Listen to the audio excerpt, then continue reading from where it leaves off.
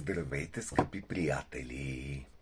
Мнозина от вас се чудят защо аз намирам общ език с децата.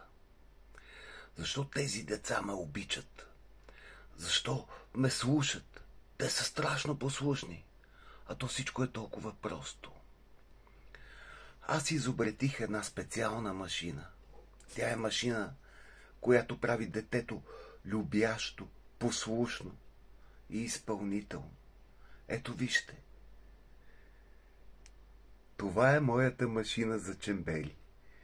Детенцето просто като види това и моментално придобива едни ангелски качества.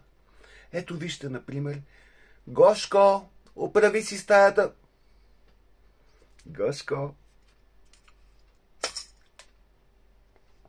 И Гошко си оправя стаята.